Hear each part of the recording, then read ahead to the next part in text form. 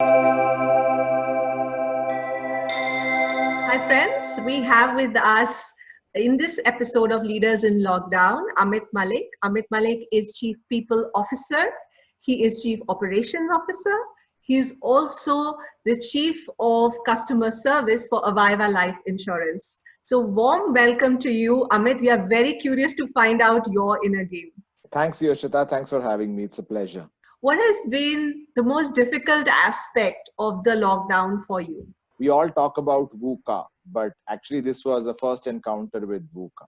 Yeah. And as a leader and as a father, I was in a space which was very, very lonely. You can't share your worries, your anxieties with everyone. Who do you talk to? Your team looks up to you to give them direction. There was this whole important piece of saying, I will keep the wheels going. We will service our customers. We will keep the purpose alive for the organization. And then on the family side, I have two boys, 12 and 15, who were encountering such a thing for the first time. They had their own fear. And as a parent, it was my duty to make sure that I keep the hope alive for them, because at some point their life will resume. We will have to go back to this world. What has been your way to navigate through that space? I told myself, if not me, then who? And if not now, then when?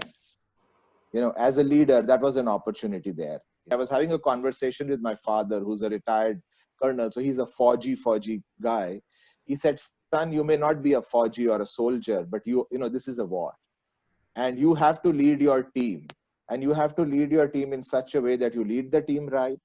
You take care of them so that they come out of it better and emerge victorious. Can you just share some anecdotes or some incidents where you felt that, wow, this is like war?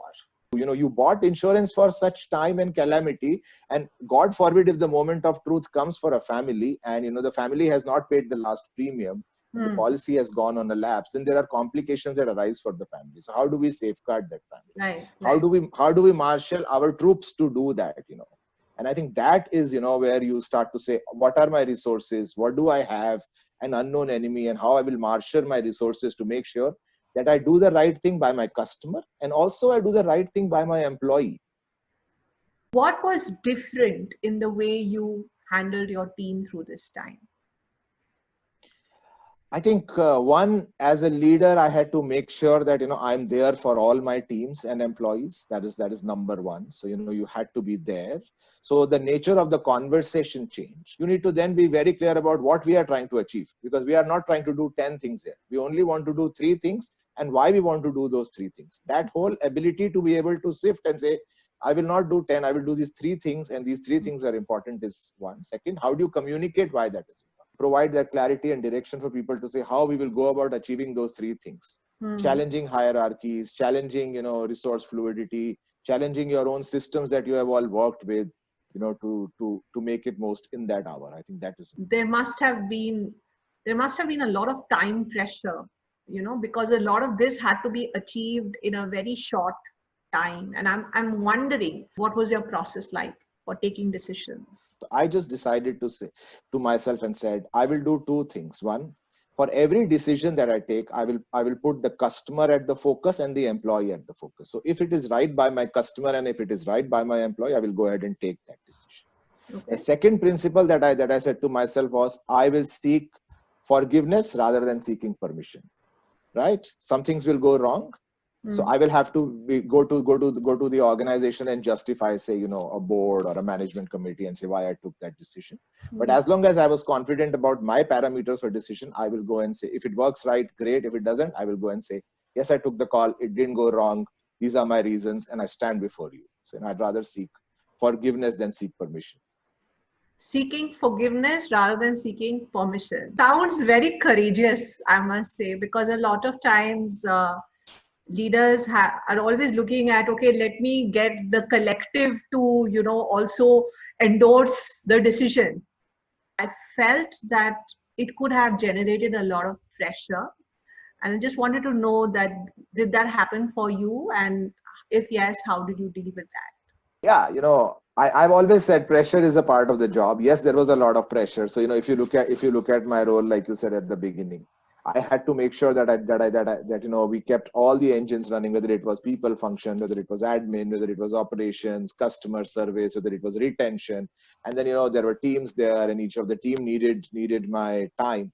So I started to allocate time, and because we were virtual, what you would meet once a week in the office, to discuss for an hour, you had to do it every day, because otherwise, how do you be on top of the things to know what decisions are working, what are not working? How do you become agile to say, this is not working, we introduced it yesterday, we're going to take it off tomorrow, or how are we going to change it today? There was also the pressure of being at home, being able to give time to the family. It was working from home and working at home, and then trying to balance something. So I think our balancing skills must have become top class by now. A lot of times people don't recognize the pressure that leadership is all about. What is your process of handling that pressure? So I actually take the help of team when it comes to this. So I get the team together, articulate as a leader, I articulate the problem and say, this is the issue that we are going to solve for, and open it up for the best idea in the room. We then identify the best idea, the best way, and then collectively come together to make it happen. That's how I kept the pressure off. To say the pressure of coming up with a solution every time, I didn't put it on myself. Wow. I think I distributed that. Yeah. And that's what I called collective leadership. Collective leadership, yes. This is about the collective, okay? Where you feel yourself, kind of getting into a negative spiral, what do you do then? Yes, everyone has, and I'm also human, and you have your own uncertainties, you have your own anxieties. I actually talk to my spouse. She will ask a question, which is a very simple question, but that triggers a thought, or she shares an opinion. So she's my go-to person in my anxiety. A lot of times I sit with myself and I talk to myself through it. So I say it out loud to me and I talk it out with me, and that helps me kind of bring the focus back in. And when I do that, I'm very honest about it. Where I missed out, where I went wrong, where I think I did right, where I think I can do better, and I do that whole assessment with myself. And I have that conversation, and I always come out better from that conversation. And sometimes I have a conversation with God, and I tell him that I can't do anything about it. I will leave it to you. So I pray every day for 5 minutes, no matter what happens, Yoshita. And in that 5 minutes is my conversation with my God. And there are things that I tell him, you know what, I can't do anything. I'm just leaving it up to you, and we will see what happens. Yeah, that's beautiful. That's really knowing what is not really in your control, and you surrendering that to the higher energy that is there. That's beautiful. Thanks for sharing that. What has been your key takeaway or your key learning out of this never before unprecedented experience that you had? I think first is that, we always talk about employees and how they look up to leaders, but I think employees look up to the organizations for a lot more than only job or work. Mm-hmm. They look at you for safety, they look at you for for that social security, they look at you for you being there for them, and as a leader, you become that embodiment. One understands that, but the true manifestation I saw at this time, Aviva will look after us, Aviva will look after you. Second thing that always is a learning, and one knows that, but I have seen that, is the tone is set at the top. Going back to work, I'm talking from office. It took a lot of us in the leadership team to be walking in on the first day and saying, we think this place is safe for us to walk in. I think that tone is set at the top.